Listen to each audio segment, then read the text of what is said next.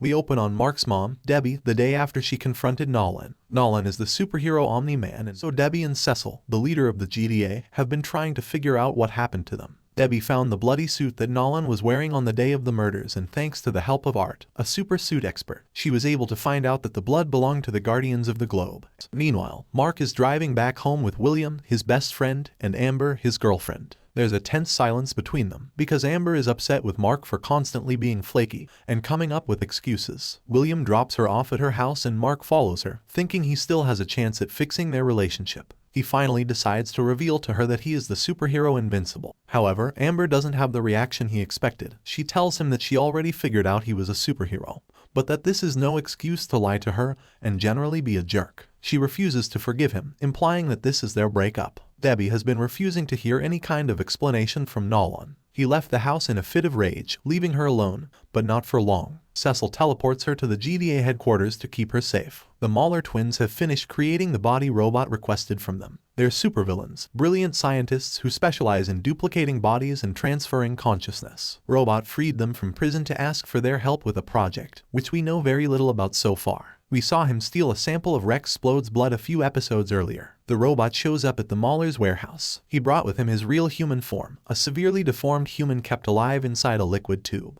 The twins transfer Robot's human consciousness inside the body that they've made thanks to Rex's DNA. It's a younger version of Rex. The consciousness transfer is successful, but Robot's old, deformed body is deceased in the process. In exchange for their service, Robot gives the twins a plan for one of his inventions. Later, Omni-Man arrives back home to see if Mark has arrived, but the house is still empty, or so he thinks. That invisible agents of the GTA appear around him to try and take him in. Omni-Man is too strong for them and easily crushes them one by one. As one of them try to flee back to the house on the other side of the street, the superhero realizes that his neighbor's house is filled with cameras and control boards that have been used to spy on him and his family. Donald, Cecil's right hand, was in charge of the operation. Before Omni-Man can crush him between his hands in anger, he pushes a button that destroys the surveillance house and everything within it, sacrificing himself. Stronger than a regular human, Omni-Man survives the explosion. Thanks to Donald, the GTA headquarters is alerted. They now know that Nolan found out he was under watch and will want to get revenge. They continue to spy on Nolan and follow his every move using drones, and soon figure out that he's looking for Mark to try and stop him from finding out the truth about the Guardians of the Globe murders. Mark, depressed after Amber broke up with him, joined his friend Adam Eve. She left the city in a prior episode to relocate to the forest and help citizens on a smaller scale, like by helping their crops grow faster or stopping forest fires. She's really happy with her success and with how grateful the citizens are. As they sit together and Eve tries to comfort Mark, an explosion goes off near them. It's a giant laser that the GTA tried to aim at Omni-Man to slow him down.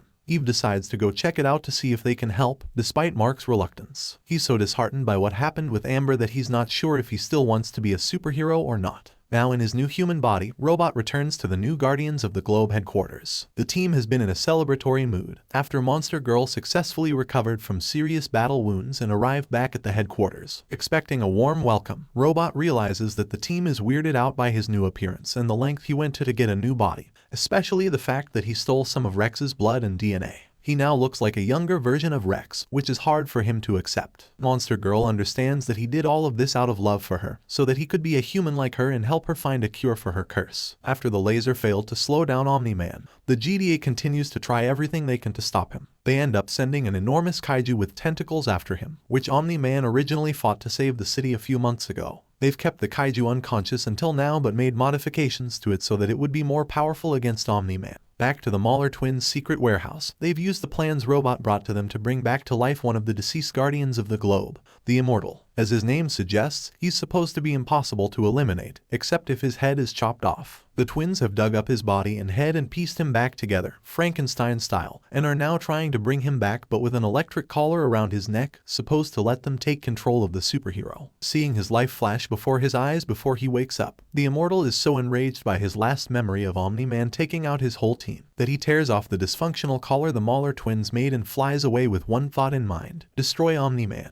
The fight between Omni-Man and the kaiju soon attracts attention, and reporters get close to it in helicopters to film everything. The fight is being broadcasted all around the world. Omni-Man is struggling to fight off the giant enhanced monster. No one knows it's an attempt of the GTA to slow down the superhero. Mark and Eve fly closer to the fight and Mark rushes to help once he realizes it's his father against the monster. Debbie and Cecil call Eve right as Mark leaves, asking her to stay out of it. Invincible and Omni-Man fight as a team for the first time, as the whole world watches through the TV broadcast. A new figure approaches the fight at super speed and is soon identified as the Immortal, supposed to have passed away 6 months ago. He tears Omni-Man away from the fight with the giant kaiju and starts to punch him. A new fight ensues between the two heroes with super strength. Mark watches as his father destroys a superhero who is supposed to be their ally. So does the whole world thanks to the TV broadcast, and for the first time, everyone can see Omni-Man's true intentions. He gives the Immortal a final blow, without any mercy, and eliminates him a second time. Stunned and confused, Mark doesn't know if he can trust his dad or not anymore. End of the episode. On episode 8, finally, Nolan decides to tell Mark the truth. He admits that he hasn't been fully honest about his species, the Viltrumites, and their planet. They're an alien race who was able to create the perfect civilization,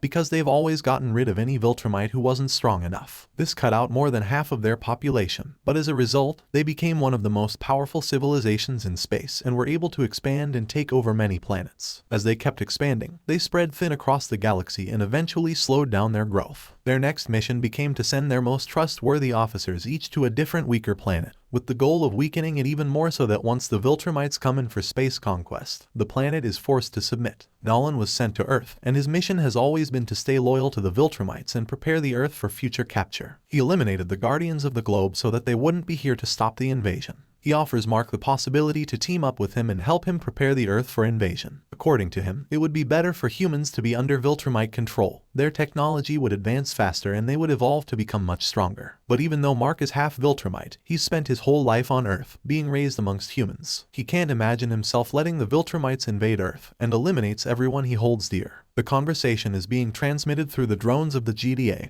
and Debbie hears how Nolan talks about her and other humans, how he only sees them as a weaker race that needs conquering. Nolan is left with no choice but to try and prove Mark wrong about his decision. They fight, while Nolan causes as much damage as possible to prove to Mark just how weak humans are. Mark tries to save the citizens Nolan is putting in danger, but there isn't much he can do alone against both of their super strengths. Buildings and streets are wrecked, with many casualties. A lot less resistant than his dad, Mark is being beaten to a pulp. There is nothing he can do but continue to refuse to join his dad's side, which only angers him more. Frustrated with Mark for refusing to see his point, he punches him straight through a mountain. The crumbling rocks cause even more destruction. With Mark severely injured, it looks like Nolan is about to beat him until he passes away, but a memory from Mark's childhood makes Nolan stop. He remembers the first time he watched his son win a baseball game and understood what the simple joys in life were like. Completely torn, Nolan flies off planet Earth and leaves Mark bleeding out, close to passing out. Everyone close to Mark was able to watch the fight go down through a TV broadcast, all left in shock. Even though Cecil told the new Guardians of the Globe to stay put, they decide to go against Cecil's order to help save as many people as they can from the destruction Mark and Nolan caused in Chicago. GDA paramedics soon get to the scene of the fight and bring Mark to the hospital. He wakes up later. Debbie is at his bedside, trying to keep it together to reassure him even though, just like Mark, she found out that her whole life with Nolan has been a lie. In the aftermath of all that destruction, Cecil does as much as he can to help the Graysons. He's just as devastated about Nolan's betrayal,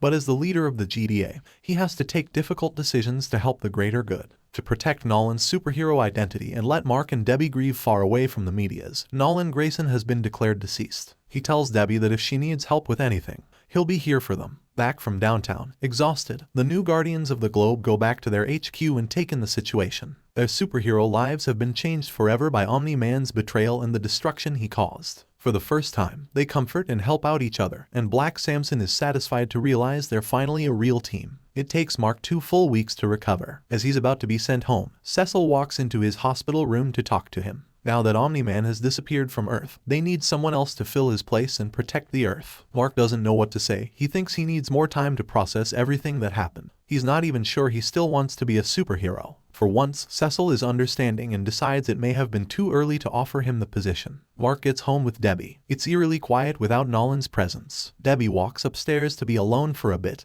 and Mark's friends soon visit to make sure he's okay. She decides to forgive him for everything and to get back together if that's what he wants to. She realized just how much pressure he was under after watching him fight against his own dad. William and Eve also show up, and they realize they all know that Mark is invincible. Eve also admits that she's Adam Eve to them. As they're hanging out, trying to regain some normalcy in their lives, Cecil calls Mark for a mission. Alan the alien, who showed up close to Earth a few episodes prior, is back. He wants Mark to go check it out. Mark is the only one who knows that Alan is in fact a peaceful alien, who came to fight the Earth's superheroes by mistake. The coalition of planets sends an officer like Alan to check out a planet's defense system per their request. But it turned out that Alan had mixed up the Earth with another planet called Uraf. Mark sits on the moon with Alan, like last time, to talk and see what he wants this time. Alan is very alarmed after finding out that the Earth was supposed to be off-limits for the coalition of planets since a Viltrumite lives there. The coalition of planets is aware that a Viltrumite always inhabit the planets they're planning on invading, and since the Viltrumites are very powerful and dangerous, they usually avoid them. Mark explains everything that happened recently to Alan, plus the fact that the Viltrumite that was on Earth is his father, but that he is now gone. Alan reveals that the coalition of planets is trying to group up allies in order to eventually fight off the Viltrumites and end their reign. He asks Mark what he's going to do next. Mark thinks for a moment, and we see what all of the villains that we've met throughout this season of the show are up to. None of them is really defeated or gone. They're all scheming to rise up again, more powerful than before. But Mark doesn't know about any of that. He simply replies that finishing high school would be a good start.